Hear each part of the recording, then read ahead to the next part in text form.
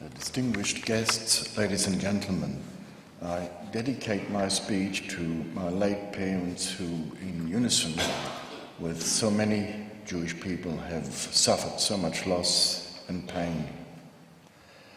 On the 28th of August 1944, a scream echoed around the wooded areas where I was hiding that the Americans had finally arrived. I was quite stunned and quite fearful because the Germans had been retreating for days on end, and rumors had spread that they were shooting at civilians and burning churches and committing all sorts of crimes, and the advice was to keep well hidden. Anyway, the Americans were here. I followed the shouting, and I came to a crossroad where there were 4 jeeps containing 4 men each.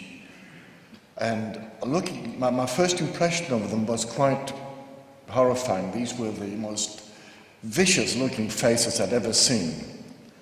Off the lead jeep rolls off a man who would have been 2 meters tall, with a submachine gun at the ready, approaching a little group.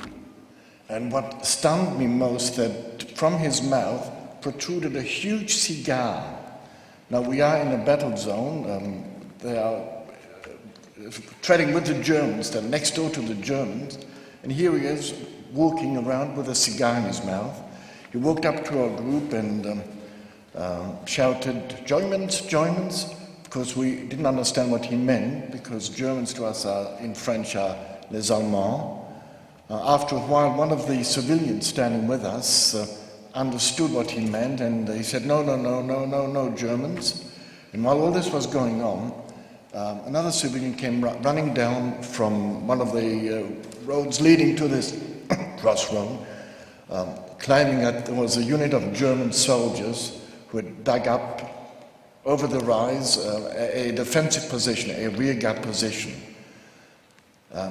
The soldier, he was the officer of the group, rushed back to his jeep, hopped in, off they went, got to the rise of the road, formed a straight line, and then simply overran the position the Germans had put up to defend themselves. They killed 2 of the defenders, and it turns out that the soldiers were in fact Ukrainians, not Germans at all. Anyway, the other 4 soldiers were set on the bonnet of the jeeps. The bonnet had a 5-pointed star in a white circle, and they were set on the bonnet, so if the Germans had a shot at them, these soldiers who fought for them would make a wonderful target. And it was a very exciting moment for me, because I felt part of a victory army. I felt part that at long last we're able to come out and fight.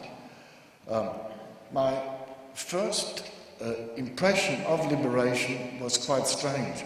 Watching this huge soldier, or lieutenant he was, approaching us and looking at the men in the jeeps, my mind went back 5 years, and this is a long time for a young person of 14, 5 years. The last film I saw before we went into hiding was called Scarface with Edward G. Robinson. And there you had the same looking men, the same looks as the ones on the jeeps, whose main speeches came out of the belts of the machine guns. So this was my first image of liberation. I had been hiding with my sister and 10 other Jewish kids in a home which before the war had been a sanatorium for underprivileged children or sick children, and it closed down when the war started. The underground approached the woman, the matron who ran it, and asked her whether she would look after 10, 12 children, and she would be paid handsomely for it. She agreed, and she reopened her home. As soon as we settled down, she turned out to be a viciously anti-Semitic. Now, we were kids without parents, the ages ranging from 9 to about 12. She abused us, telling that the Jews are the curse of the world. They bring all the unhappiness. because they didn't recognize Jesus Christ as their God. They were hunted down, they were chased, and they were forever wandering the earth without roots because nobody wanted them. And I remember asking this woman, I understand Jews are being punished, but what about non-Jews? And she couldn't quite understand the question. And I said to her, look, Belgium is an occupied country. It no longer belongs to you. Everybody has been punished here.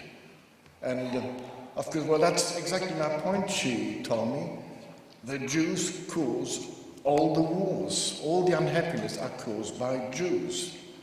And again, being 12 years old, I didn't have much of an argument.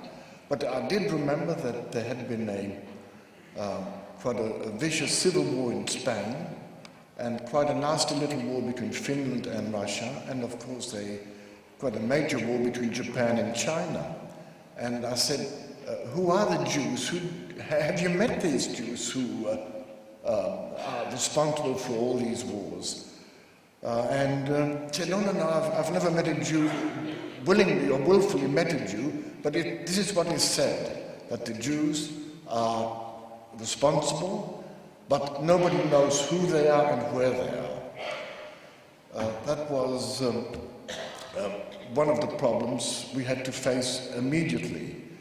The news were coming through that Jews were being killed in large numbers. There were rumors coming through, and she warned us that the Germans had built mobile vans, gas vans, because of the number of people they were catching as Jews.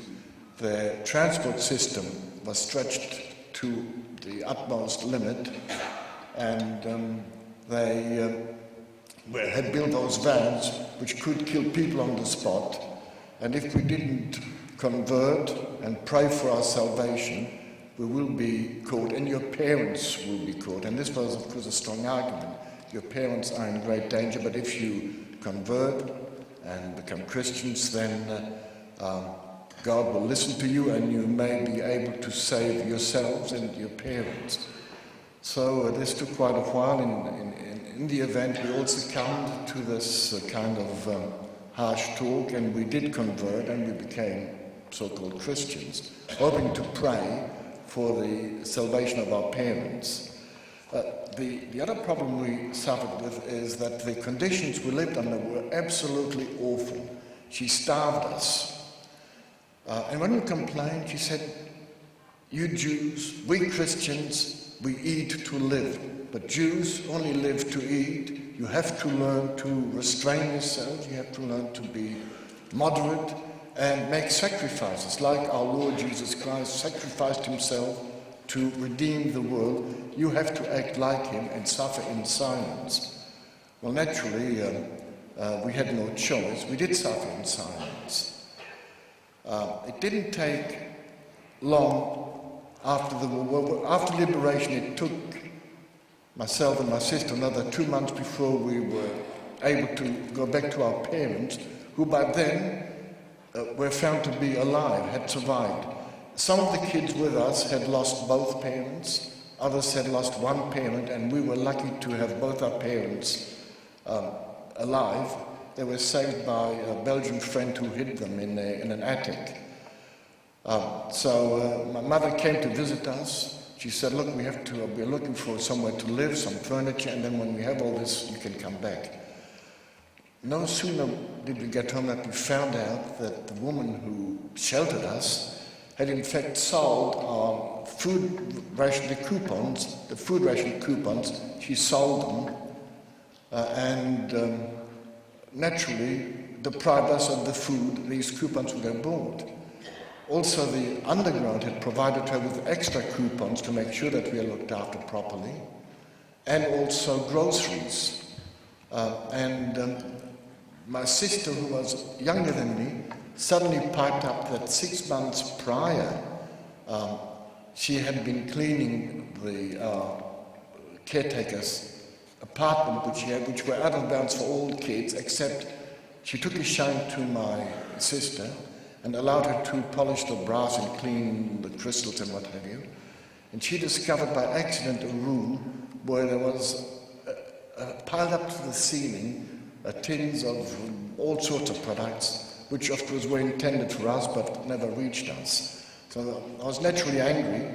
I said to myself, Am Yisrael Chai, and that makes me proud to have survived and to be Jewish.